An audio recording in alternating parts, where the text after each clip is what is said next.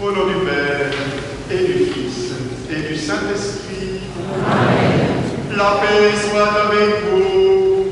Et avec votre esprit.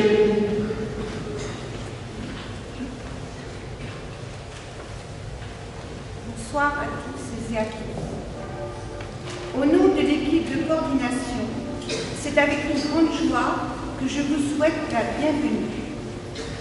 À notre évêque, Monseigneur Joseph de Leblas, qui a choisi Saint-Dizier, si je me souviens bien, depuis 2009, il n'y a pas eu la messe chrismale à Saint-Dizier. Je souhaite qu'ils soient bienvenus à nos prêtres, à nos diacres, à leurs épouses, aux religieux, aux religieuses, à nos laïcs en mission, aux paroissiens, aux fidèles, à tous ceux qui n'ont pas pu venir aujourd'hui, aux paroissiens qui se sont déplacés et qui sont venus dans le nord de la Haute-Marne.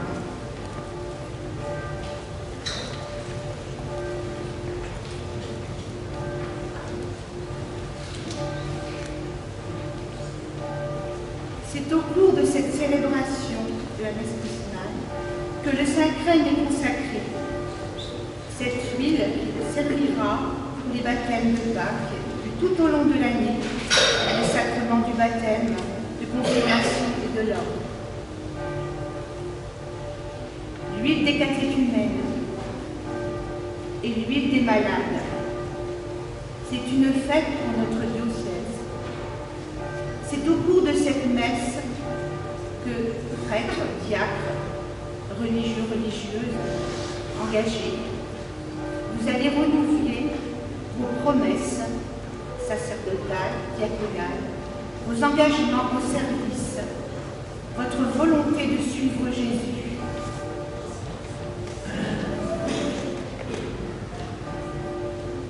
Le Christ Sauveur rassemble ce soir le peuple de Dieu dans le diocèse de Langres. C'est une grande grâce de vivre ce moment privilégié.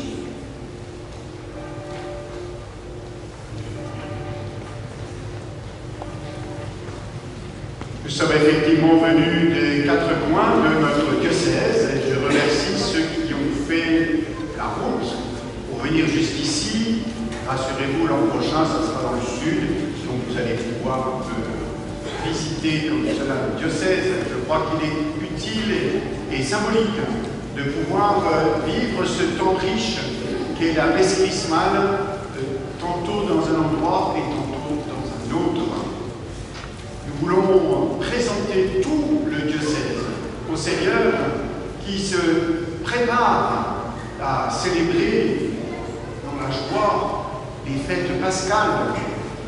Mais nous voulons aussi reconnaître les faiblesses de notre diocèse, les faiblesses de notre Église. Nous nous présentons avec confiance. Préparons-nous à célébrer le mystère de l'Eucharistie en reconnaissant que nous avons péché.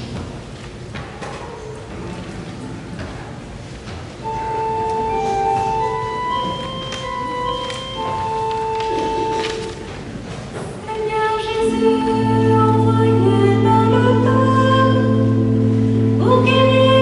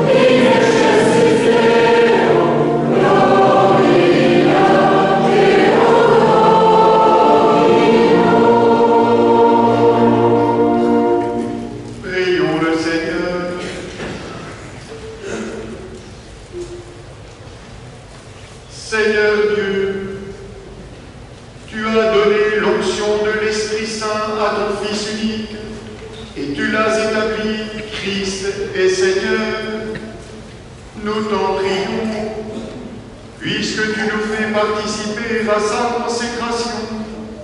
Accorde-nous d'être dans le monde les témoins de la rédemption.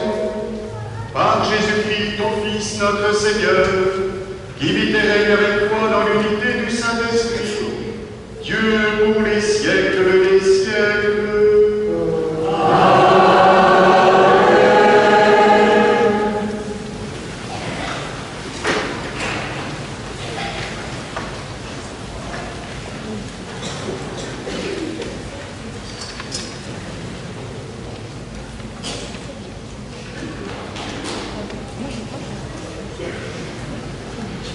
Lecture du livre du prophète Isaïe. L'Esprit du Seigneur Dieu est sur moi, parce que le Seigneur m'a consacré par l'onction. Il m'a envoyé annoncer la bonne nouvelle aux humbles, guérir ceux qui ont le cœur brisé, proclamer aux captifs leur délivrance, aux prisonniers leur libération, proclamer une année de bienfaits accordée par le Seigneur et un jour de vengeance pour notre Dieu. Consoler tous ceux qui sont en deuil, ceux qui sont en deuil dans Sion. Mettre le diadème sur leur tête au lieu de la cendre, l'huile de joie au lieu du deuil, un habit de fête au lieu d'un esprit abattu. Vous serez appelés prêtres du Seigneur, on vous dira servant de votre Dieu. Loyalement, je vous donnerai la récompense. Je conclurai avec vous une alliance éternelle. Vos descendants seront connus parmi les nations, et votre postérité au milieu des peuples, qui les verra pourra reconnaître la descendance bénie du Seigneur. Parole du Seigneur.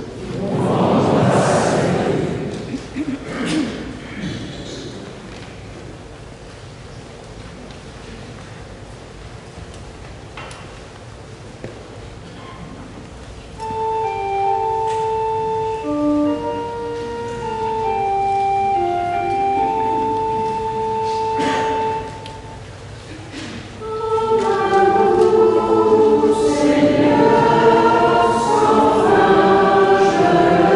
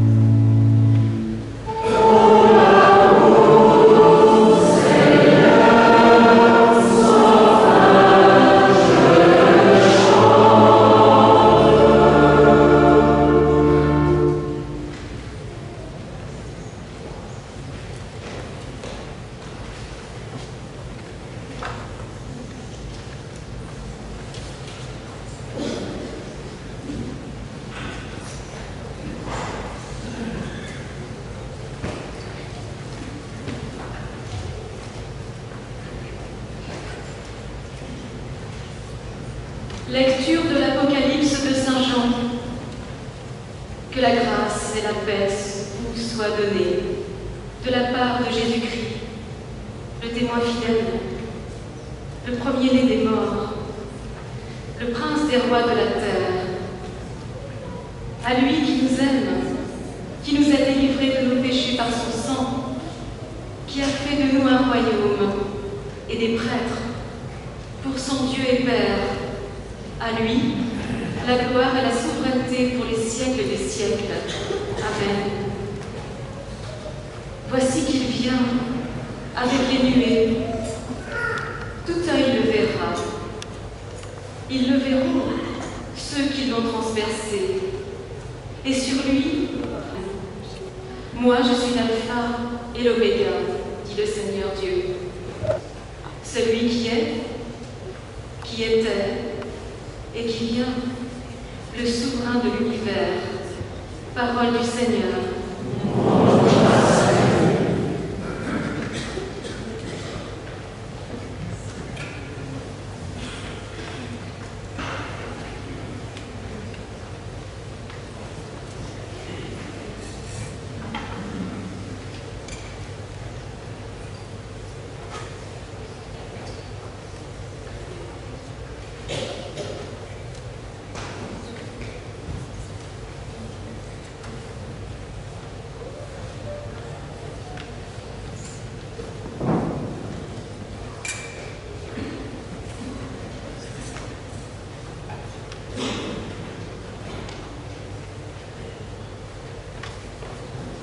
Le Seigneur soit votre cœur et s'il vous plaît. Vous annoncez à vos frères la bonne nouvelle de Dieu. Au nom du Père et du Fils.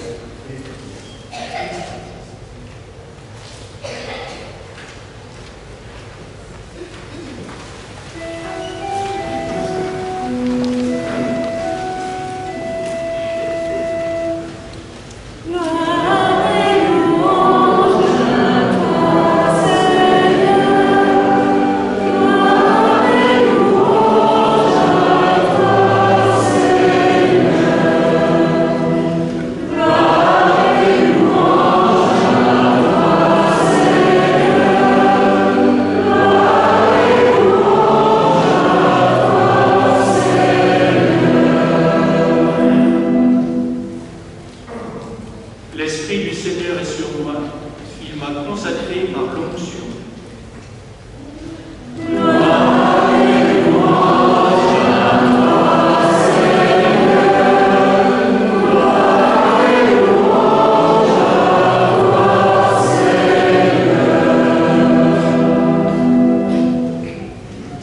Le Seigneur soit avec vous. Évangile de Jésus-Christ selon saint Luc.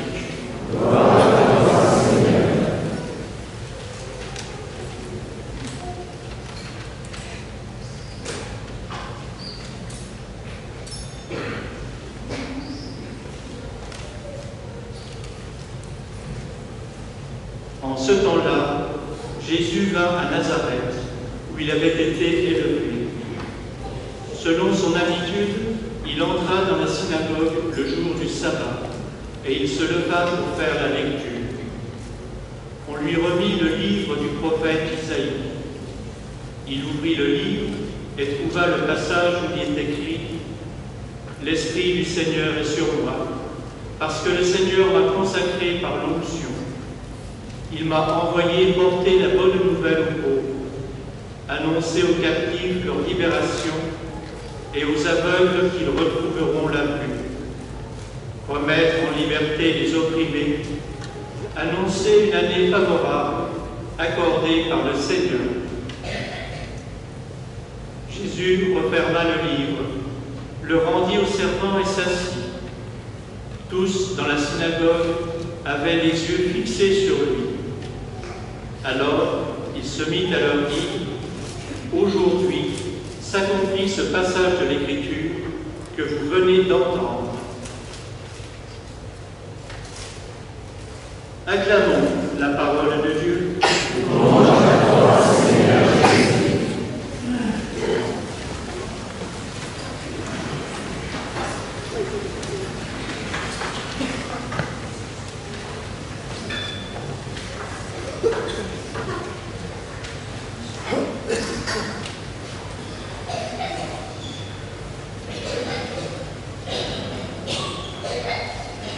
Je remercie Martine de ses mots d'accueil qui donnaient déjà le sens de cette célébration, avec donc deux temps privilégiés. Ce temps principal que va être la bénédiction de l'huile des catéchumènes et de l'huile des malades et la consécration du Saint-Crème. L'huile des catéchumènes, l'huile des malades, que l'on peut rapprocher bien sûr de l'huile utilisée par les sportifs et notamment les lutteurs pour que l'adversaire n'ait pas de prise. Et en fait, en posant l'huile sur les catéchumènes, nous souhaitons que le mal n'ait pas de prise sur eux, ou sur les malades, nous souhaitons que le mal n'ait pas de prise sur eux. Mais l'huile la plus importante, et vous le savez, le Saint-Crème. Je suis content de voir que dans cette assemblée, il y a des personnes qui vont, d'une manière privilégiée, recevoir le Saint-Crème cette année. D'abord, je vois quelques catéchumènes, et je me réjouis de leur présence, parce que dans quelques jours, en cette sainte nuit de Pâques, va ruisseler cette huile qui marque. La différence entre l'eau et l'huile, nous le savons bien, c'est que l'eau s'évapore, alors que l'huile, elle reste. Et si, depuis l'origine, nous avons ce signe privilégié, qui d'ailleurs donne sens à notre nom, si nous sommes chrétiens, c'est parce que nous avons été chrismés, que nous avons été marqués d'huile. Eh bien, cela veut dire qu'il y a une permanence de cette nouvelle vie qui nous est donnée, qui nous est signifiée. Vont le recevoir également des personnes qui vont bénéficier du sacrement de la confirmation. Et je suis content d'en voir aussi quelques-uns parmi vous qui vont recevoir particulièrement ce sacrement cette année. La confirmation qui est le moment où Dieu nous confirme comme son enfant bien-aimé et nous donne la force de pouvoir témoigner pleinement de son amour par le don de son esprit. Et puis je me réjouis aussi parce que, comme Martine nous l'a dit, eh bien, le Saint-Crème est utilisé pour les ordinations. Et je me réjouis de l'ordination de Christian, qui va être ainsi investi de cette mission délicate d'agir en la personne du Christ au nom de l'Église.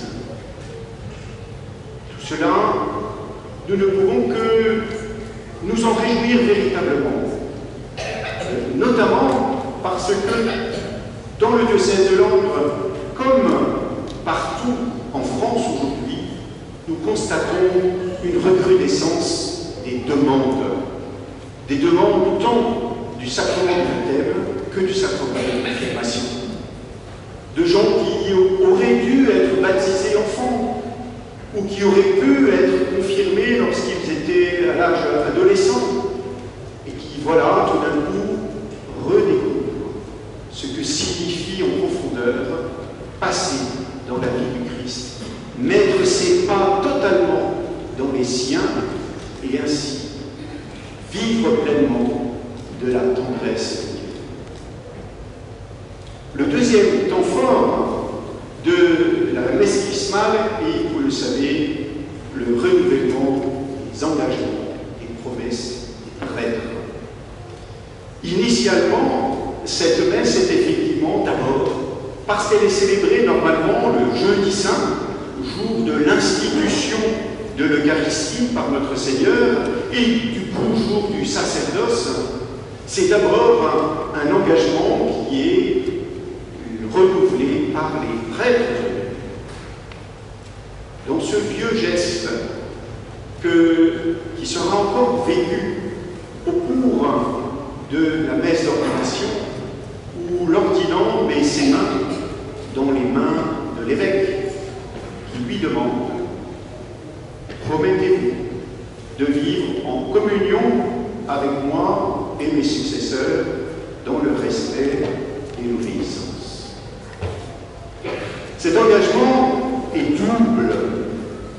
Il n'est pas que l'engagement du prêtre à l'égard de l'évêque, il est l'engagement de l'évêque à l'égard du prêtre, qui se doit alors de veiller à ce que celui qui met toute sa vie à la disposition de l'Église puisse avoir les moyens d'exercer son ministère et de vivre lui-même.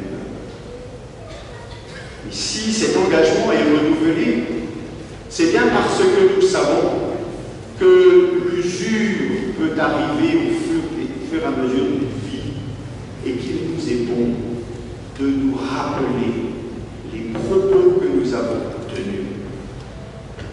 De la même manière que des époux vont fêter 25 ans, 50 ans, et j'ose espérer peut-être même 26, 27, 28, 29, voilà, pas uniquement de se réjouir tous les 25 ans, eh bien, pour pouvoir se redire régulièrement cette confiance qu'ils se sont exprimés au moment radical de leur mariage.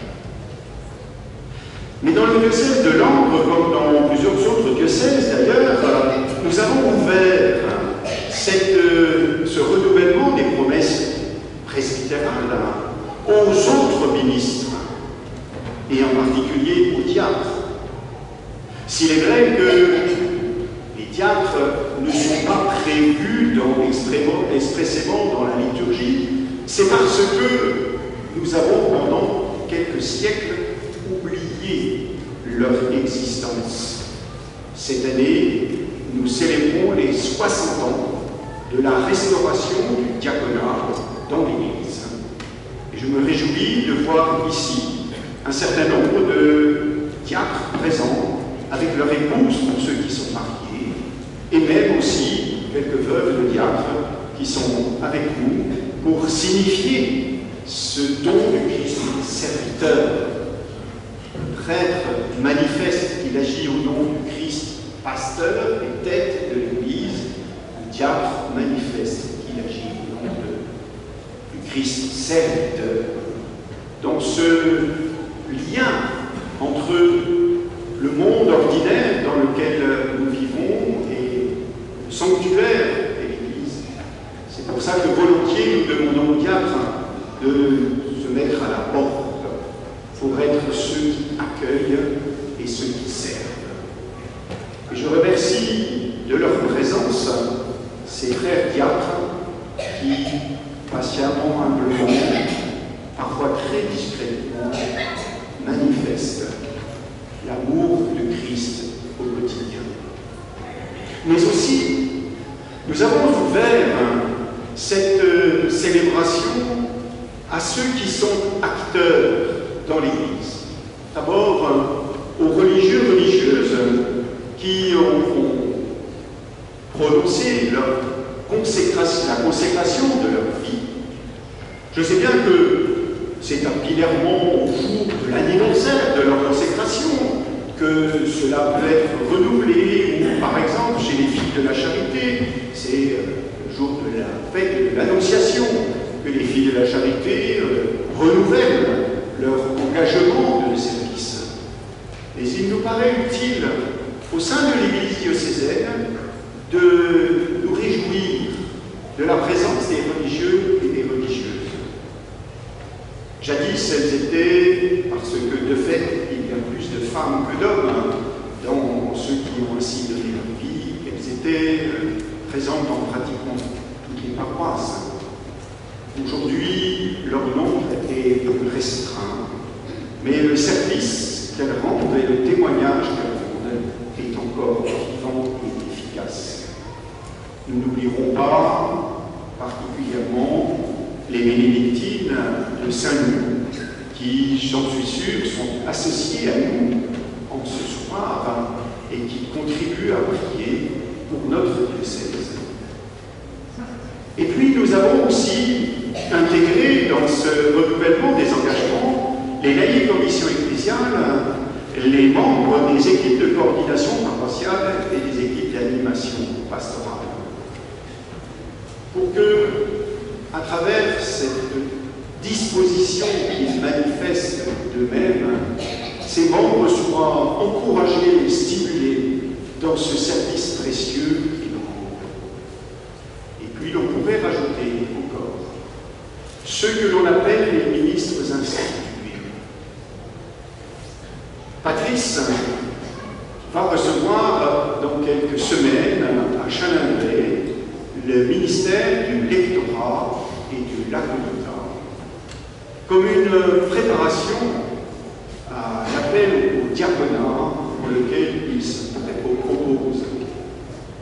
Mais le pape François a voulu que ces deux ministères ne soient pas uniquement perçus comme des simples étapes vers le sacrement de l'ordre, mais soient considérés en eux-mêmes et soient ouverts aussi aux femmes dans l'Église.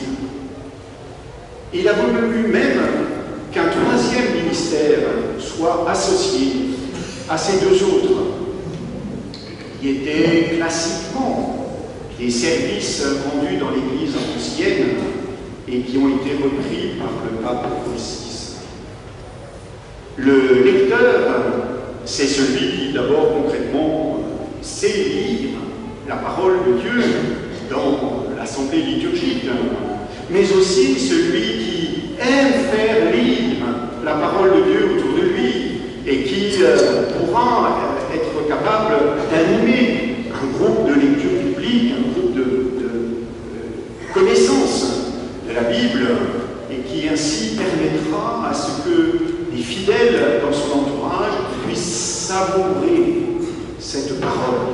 Les anciens disaient qu'il fallait la ruminer, un peu comme un bovin rumine sa nourriture, pour pouvoir ainsi s'en imprégner petit à petit. Tous les sacrements, d'ailleurs, sont marqués par la parole de Dieu, doivent l'être d'une manière particulière. Le deuxième ministère est le ministère d'acolyte. Bien sûr, spontanément, l'acolyte, c'est celui qui vient servir à l'autel. Nous voyons bien fort le caractère concret. Mais aussi, et le pape François insiste sur cette dimension de l'annonce concrète auprès de ceux du dehors. L'acolyte va être celui qui, par exemple, porte la communion aux malades, celui qui va manifester la charité du Christ, célébrer l'autel dans la charité exprimée dans la vie. Et puis il y a ce troisième ministère, ouvert tant aux hommes qu'aux femmes également, que le pape François a appelé le ministère de catéchiste. Alors il est vrai que pour nous, catéchistes, nous pensons spontanément à ceux qui enseignent aux enfants le catéchisme. Mais ce n'est pas à cela d'abord que le pape François a pensé. Il a pensé, en employant ce terme, à ceux qui sont plutôt tournés vers l'animation des communautés chrétiennes. Excusez-moi, je suis obligé de reprendre un peu de papier, parce que le ministère étant un peu neuf, il ne faudrait pas que je dise des choses qui ne seront pas tout à fait dans ce que prévoit l'Église. Il a le souci de développer et d'animer la formation. Je me trompe, je suis en train de vous lire ce qui est des acolytes.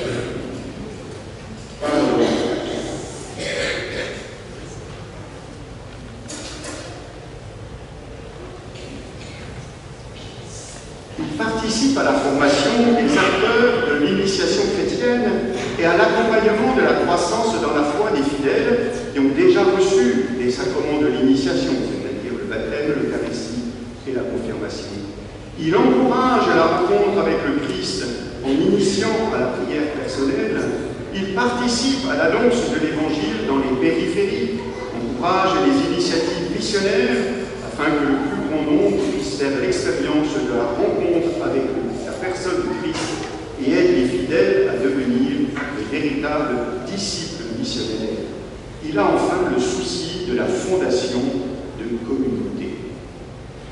Ces trois services sont des services précieux parce que ce sont des services au bénéfice de la croissance de l'Église. Je vous le disais à l'instant, nous avons de plus en plus de demandes d'adultes qui sollicitent le baptême ou la confirmation. Je m'aperçois que le service du catéchuménat, que je remercie au passage, devient de plus en plus démuni face au nombre. Quand il y avait une ou deux personnes, il y avait à accompagner, ce n'était pas très compliqué. Mais voilà que c'est 5, 10, 15, 20, et nous n'accompagnons pas 20 personnes de la même manière que nous en accompagnons 2. Il nous faut donc avoir les moyens. Et je pense que d'avoir des ministres ainsi institués permettra aussi d'authentifier les charismes des uns et des autres et de prendre ces moyens d'accompagner les catéchumènes, mais aussi de les accompagner lorsqu'ils sont néophytes, c'est-à-dire jeunes tous, après leur baptême, pour qu'ils puissent prendre encore davantage leur place dans notre communauté ecclésiale. Un grand changement aussi à propos de ces catéchumènes.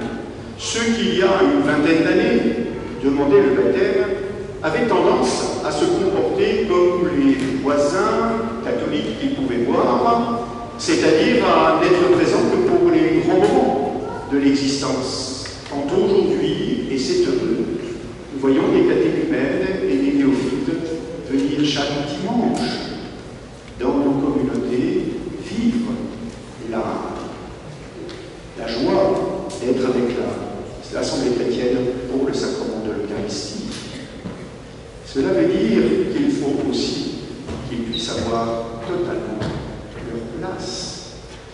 Ici même, en venant à la veille de l'appel, j'étais là, oui, c'était juste avant le carême. Je vous ai dit, il va y avoir beaucoup de jeunes. Ça va changer. Parce que les jeunes ont un avantage, ils sont jeunes. Et donc, ils ne voient pas tout à fait comme nous, les anciens, nous avons l'habitude de voir. Et ils vont nous apporter une fraîcheur. Figurez-vous que, avant cette célébration, j'ai donné un petit enseignement autour du sacrement de réconciliation, de l'indulgence. Et il y avait une jeune fille au premier rang qui, dès que j'employais un mot un peu compliqué, disait « Et qu'est-ce que ça veut dire ?» Eh bien oui, au moins c'est intelligent, parce que ça nous oblige à redire notre foi. Je me demande, à propos de l'accompagnement des catéchumènes, s'il ne faudrait pas vivre autrement cet accompagnement, à savoir permettre que les catéchumènes soient déjà reçus dans un groupe qui existe en paroisse. Certains participent par exemple au parcours alpha, et c'est une bonne chose, mais il pourrait très bien y avoir des catéchumènes qui soient intégrés dans une chorale. Alors vous allez me dire, en chorale, nous, on ne sait pas faire, nous, on ne peut pas. Mais oui, mais vous apprendrez. Voilà, parce que justement, accompagner la catéchumène, c'est témoigner de sa propre foi. Et il faut donc redire les mots de notre foi. Merci. Je voudrais d'abord dire merci aux prêtres et aux diacres présents dans cette assemblée, mais aussi à tous ceux qui sont présents sur le diocèse, pour la générosité du don de leur vie. Parfois, nous avons tendance à oublier ce don fondamental qu'ils ont fait. Mais à travers ce don, les diacres le vivent en plus dans la collaboration, pour la plupart, avec une épouse. Et donc, heureusement, ils sont à deux, mais ça impacte complètement la vie familiale à travers le don qui signifie le don total du Christ. Merci. Merci aux membres des équipes de coordination paroissiale et des équipes d'animation pastorale, aussi pour le temps passé concrètement au service des paroisses. Sans vous, les paroisses n'existeraient pas. C'est ce que vous apportez qui porte fruit et qui permet alors à notre Église de demeurer vivante et de s'épanouir. Merci à vous tous qui, par votre présence, soutenez humblement dans votre prière quotidienne la vie de notre diocèse et le ministère de votre évêque. Ça fait 10 ans que je suis parmi vous. Je vous réjouis. Quelques indices quand est-ce que vous partez? C'est pas prévu. Voilà. Même si c'est sûr, on sait que vous partez. On m'avait dit à Dijon, à Metz, à Nancy, à Strasbourg. J'ai même entendu que, puisque le nom s'était venu, je serais cardinal. Tout ça, ce sont des élucubrations. Je me réjouis d'être depuis 10 ans avec vous et je souhaite que ce soit encore pour de nombreuses années. Rendons grâce au Christ qui fait de nous ses serviteurs dans l'onction qu'il a reçue, comme nous l'avons entendu dans les lectures d'aujourd'hui. Il nous donne sa propre vie et nous rend capables de servir.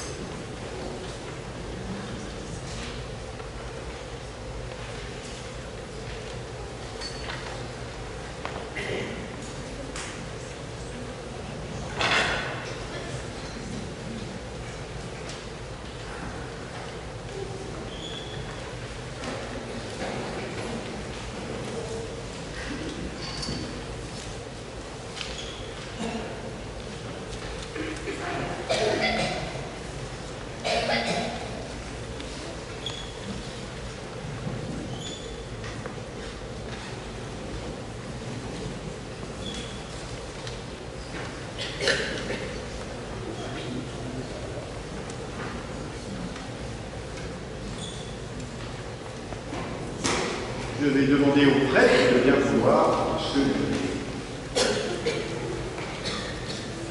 Fils très cher, en cet anniversaire du jour où le Christ fit participer ses apôtres et chacun d'entre nous à son sacerdoce, voulez-vous, devant votre évêque et le peuple saint de Dieu, renouveler les engagements que vous avez pris autrefois? Oui, je le veux.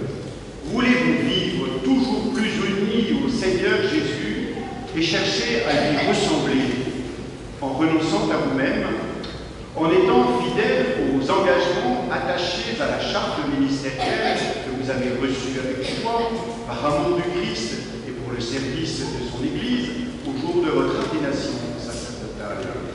Oui, je le veux.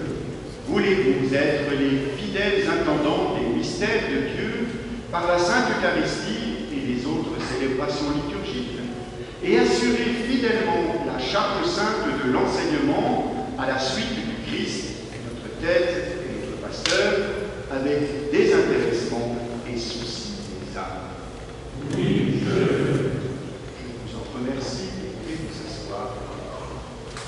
Je demande au diacre de bien vouloir se mettre. Et vous, frères diacres, voulez-vous, pour signifier le don de vous-même au Christ serviteur, garder toujours votre engagement à cause du royaume des cieux et vous mettre au service de Dieu et de votre prochain? Oui, je le veux. Merci de vous asseoir. Je demande aux religieux et religieuses qui sont dans cette assemblée assemblée de bien vouloir se lever.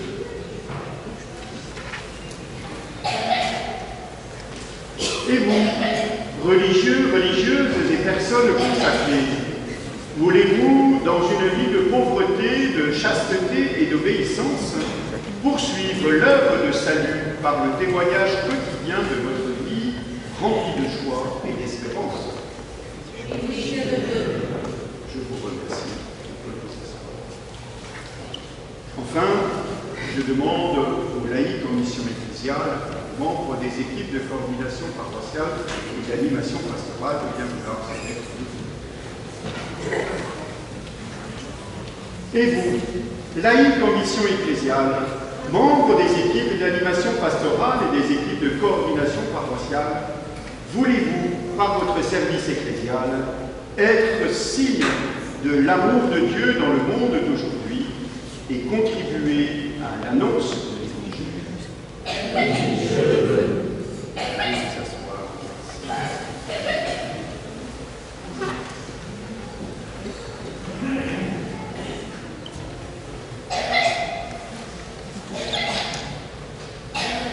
Frères et sœurs bien-aimés, priez pour vos prêtres, vos diacres et tous ceux et celles qui sont appelés à exercer un service dans l'Église.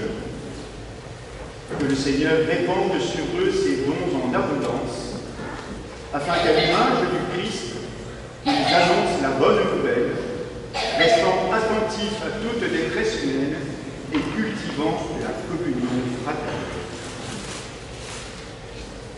Seigneur, écoute-nous. Seigneur, exauce-nous.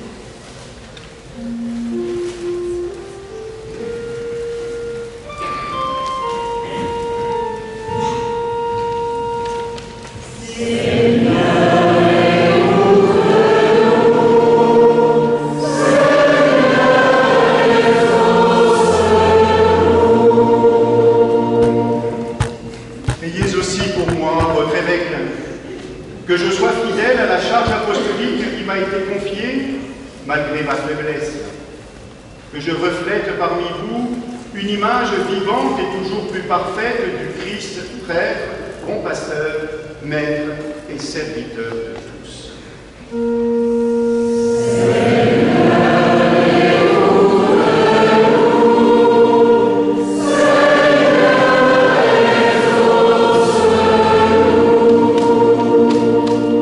Que le Seigneur nous garde les uns et les autres dans son amour, que lui-même nous conduise, pasteurs et brebis, jusqu'à la vie éternelle.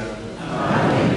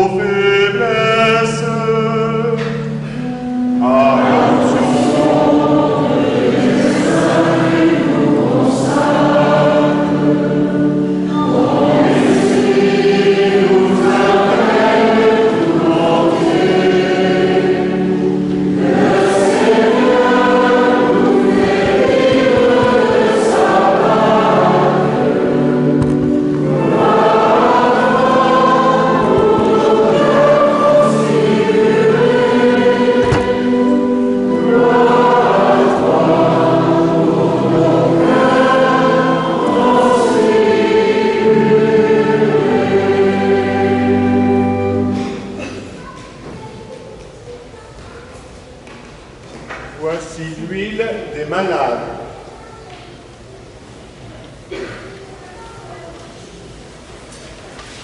Dieu notre Père, de qui vient tout réconfort, par ton Fils, tu as voulu guérir toutes nos faiblesses et nos maladies.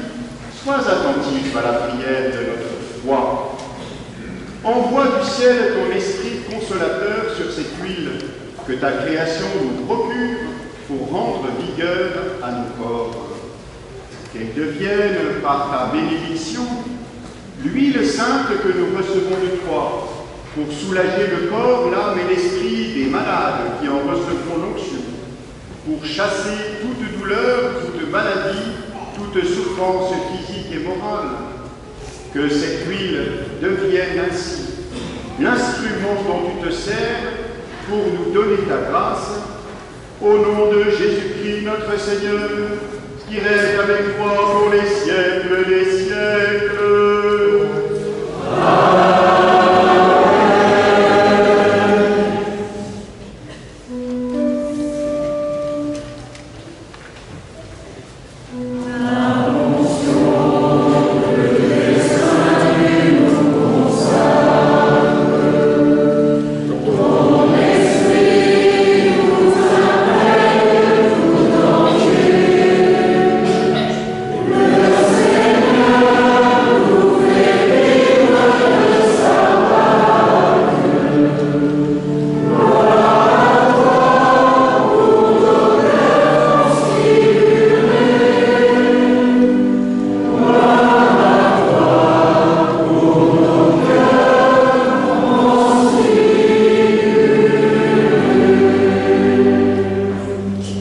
Amen.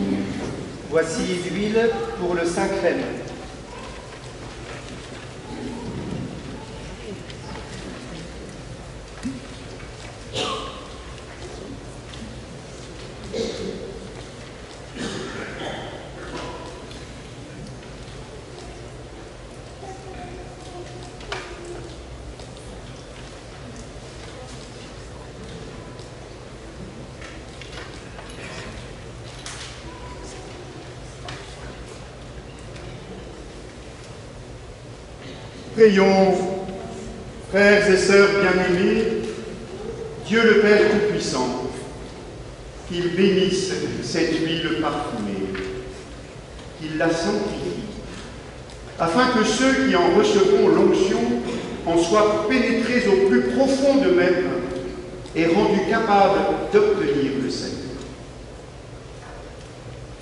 Dieu, de qui viennent toute croissance et tout progrès spirituel, accueille avec bonté le joyeux hommage de gratitude que ton Église t'offre par nos voix. C'est toi qui, au commencement, as voulu que la terre produise des arbres fruitiers. Ainsi est né l'olivier parmi toutes les plantes, dont les fruits allaient procurer la bonne huile qui servirait à faire le saint crème. C'est ainsi que David, entrevoyant sous l'inspiration prophétique les sacrements de ta grâce, a chanté que cette huile ferait briller de joie notre visage. Et lorsque le monde expiait ses péchés sous les eaux du déluge, une colombe portant un rameau d'olivier, signe de tes bienfaits à venir, annonça le retour de la paix sur la terre. Tout cela se réalise en ces temps qui sont les derniers. Les eaux du baptême effacent nos péchés et l'onction d'huile donne à nos visages la joie et la sérénité.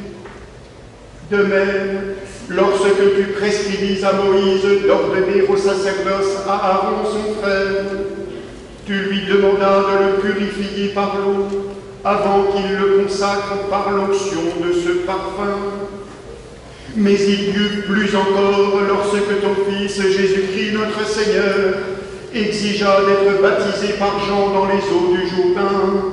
Alors le Saint-Esprit fut envoyé sur lui à la ressemblance d'une colombe, et tu affirmas par la voix qui se fit entendre que Jésus est ton Fils unique, en qui tu as mis tout ton amour. Tu montrais ainsi d'une manière éclatante que se réalisait la prophétie de David. Il sera consacré d'une onction de joie, comme aucun de ses semblables. Aussi, nous t'en supplions, Seigneur, sanctifie et bénis cette huile, et par la puissance de ton Christ, à qui elle emprunte le nom du Saint-Crème, pénètre-la de la force de l'Esprit Saint dont tu as imprégné pour ton service, prêtres, rois, prophètes et martyrs. Fais que cette huile, destinée à l'onction, devienne pour ceux qui vont renaître par l'eau du baptême le signe sacramentel du chrétien parfait. Que chaque baptisé imprégné de l'onction sanctifiante, libéré de la corruption première, désormais temple de l'Esprit, répande la bonne odeur d'une vie pure. Selon le dessein de ta volonté divine, en recevant la dignité de roi, de prêtres et de prophètes, qu'ils soient tous revêtus de la grâce incorruptible. Pour ceux qui renaîtront de l'eau et de l'Esprit, que ce parfum soit le crème du salut, qui les fasse participer à la vie divine et communier à la gloire du ciel, par le Christ notre Seigneur. Amen.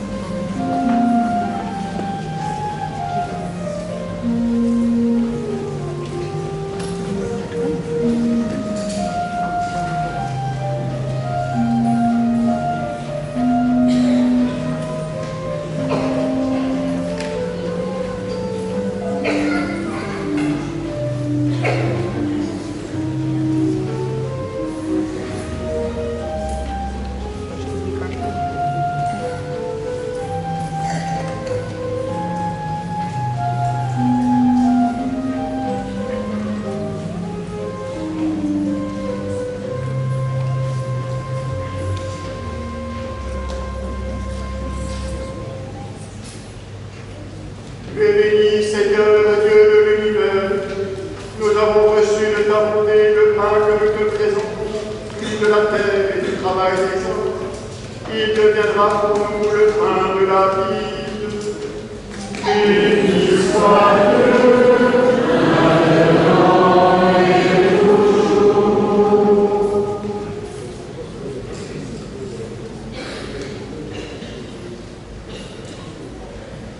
Tu es béni, Seigneur, Dieu de l'univers.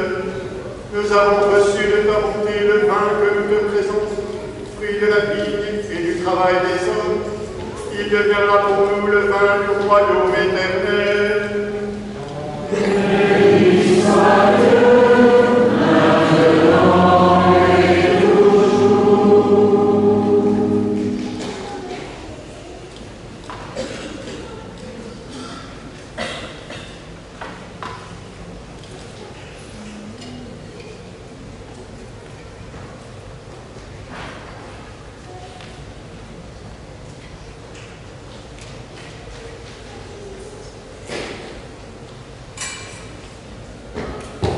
Ma prière, Seigneur, s'élève devant toi comme c'est ton sang et humain.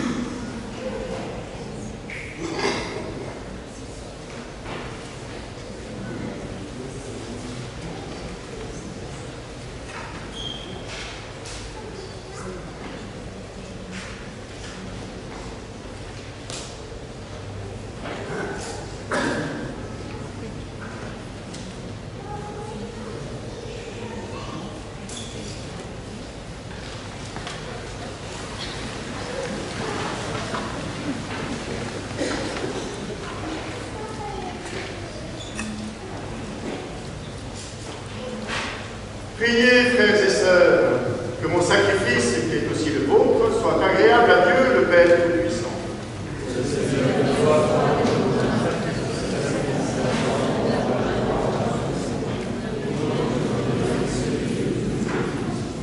Dans ta bienveillance, Seigneur, fais que la puissance de ce sacrifice purifie tout ce qui vieillit en nous, qu'elle fasse grandir la vie nouvelle et nous apporte le salut par le Christ notre Seigneur. Amen. Le Seigneur soit avec vous. Et avec votre esprit. Pour notre cœur. Nous le louons le Seigneur. En grâce au Seigneur notre Dieu. Cela est juste et bon. Vraiment, il est juste et bon pour ta gloire et notre salut, de t'offrir notre action de grâce toujours et en tout lieu, Seigneur, Père très saint, Dieu éternel et tout-puissant. Par l'onction de l'Esprit Saint, tu as établi ton Fils unique, grand prêtre de l'alliance nouvelle et éternelle. Et dans ton admirable providence, tu as voulu que son unique sacerdoce demeure à jamais dans l'Église. C'est lui le Christ qui donne au peuple racheté la dignité du sacerdoce royal, et dans son amour fraternel, il choisit aussi des hommes qui, en recevant l'imposition des mains, auront part à son ministère.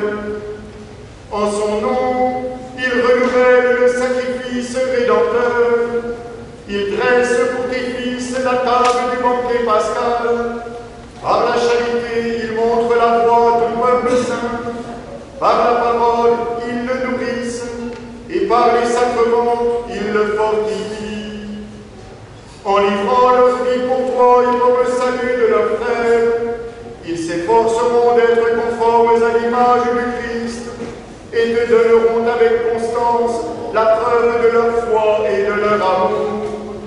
C'est pourquoi, avec les anges et tous les saints, nous te louons, Seigneur, et nous exultons de joie en proclamant.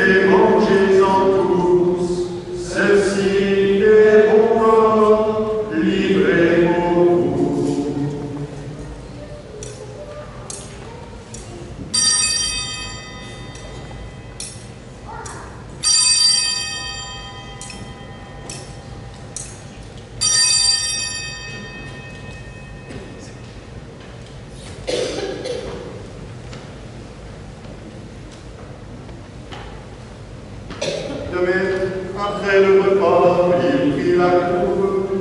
En te rendant grâce, il dit la bénédiction et donna la coupe à ses disciples en disant: Prenez et buvez-en tous, car ceci est la coupe de mon sang, le sang de l'alliance nouvelle et éternelle, qui sera versé pour vous et pour la multitude en rémission des péchés. Vous ferez cela en mémoire de moi.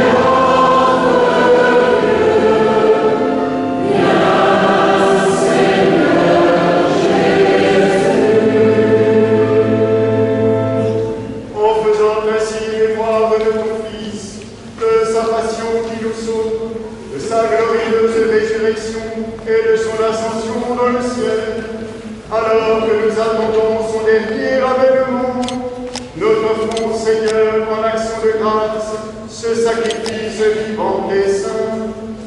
Regarde, nous t'en prions, l'oblation de ton Église, et d'aide reconnaître ton Fils, qui, selon ta volonté, s'est offert en sacrifice pour nous réconcilier avec toi. Quand nous serons nourris de son corps et de son sang, et remplis de l'Esprit Saint, accorde-nous d'être un seul corps et un seul esprit dans le Christ. Que l'Esprit Saint fasse de nous une éternelle offrande à ta gloire, pour que nous obtenions un jour l'héritage promis avec tes élus. En premier lieu, la bienheureuse Vierge Marie, Mère de Dieu, avec Saint Joseph, son époux, les bienheureux apôtres, les glorieux martyrs et tous les saints et les saintes qui ne cessent d'intercéder auprès de toi et nous assurent de ton secours. Et maintenant, nous te supplions, Seigneur, par le sacrifice qui nous réconcilie avec toi, étends au monde entier le salut et la paix. Affermis ton Église en pèlerinage sur la terre, dans la foi et la charité, en union avec ton serviteur, notre pape François et notre évêque Joseph, l'ensemble des évêques, les prêtres, les diacres, et tout le peuple que tu as racheté. Écoute en ta bonté les prières de ta famille, que tu as voulu rassembler devant toi. Dans ta miséricorde, ramène à toi, Père précédent, tous tes enfants dispersés. Pour nos frères et sœurs défunts, en particulier pour l'abbé Bernard Thévenot, et pour tous ceux qui ont quitté ce monde et trouvent grâce devant toi, nous te prions. En ta bienveillance, accueille-les dans ton royaume, où nous espérons être conduits de ta gloire tous ensemble pour l'éternité, par le Christ notre Seigneur, par qui tu donnes au monde toute grâce et tout bien.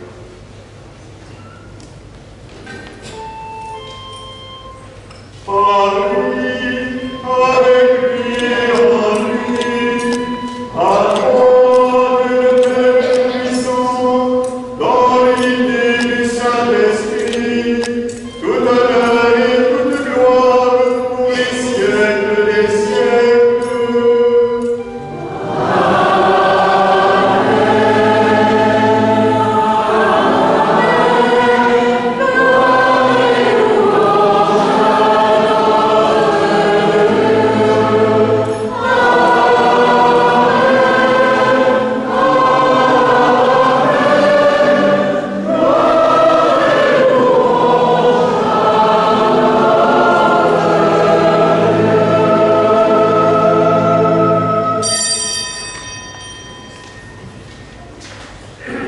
Unis dans le même esprit, nous pouvons chanter avec confiance la prière que nous avons reçue du Sauveur.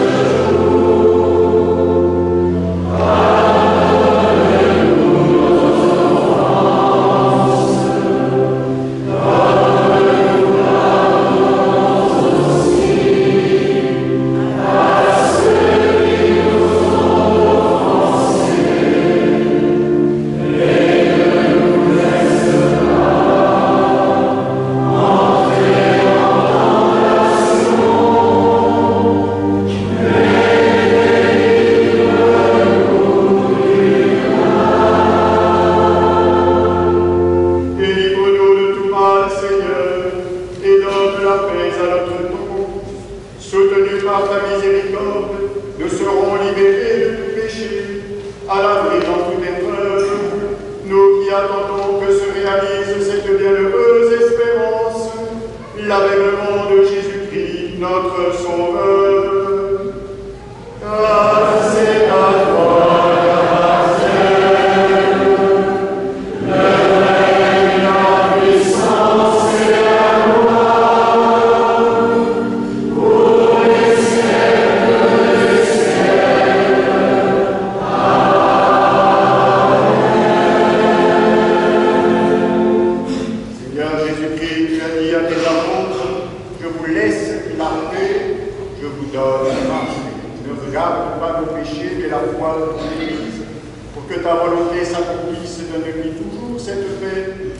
Vers lui tout est parfait, toi qui vis et règnes pour les siècles des siècles. Amen. Que la paix du Seigneur soit toujours avec vous. Et avec votre esprit. Frères et sœurs, de la charité du Christ, donnez-vous la paix.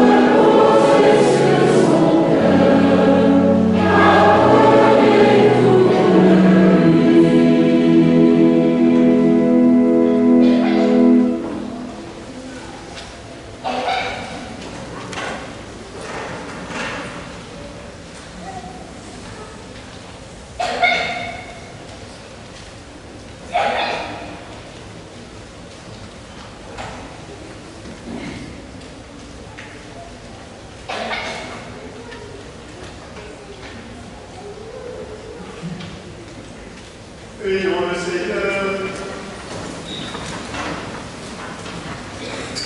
Nous t'en prions, Dieu Tout-Puissant. Donne à ceux que tu as fortifiés par tes sacrements d'être au milieu du monde la bonne odeur de Christ, lui qui vit et règne pour les siècles des siècles.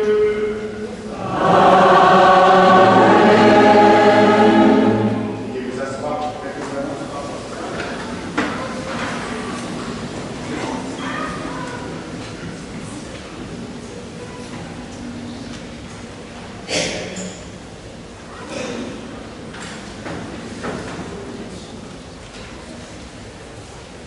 Annonce paroissiale, je vais demander à chacun des confrères curés de faire les annonces de leur paroisse.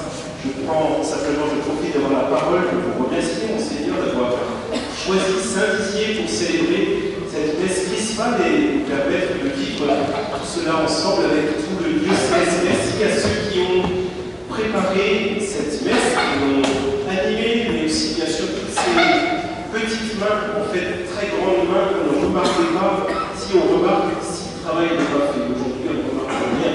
Alors merci à chacun d'eux, ils se reconnaîtront. Merci aussi à tous ceux qui ont œuvré pour préparer cette journée, puisque depuis un peu avant midi, nous étions rassemblés donc, à Saint-Dizier pour festoyer, mais aussi travailler et prier ensemble. Merci à chacun de vous, chers paroissiens et paroissiennes.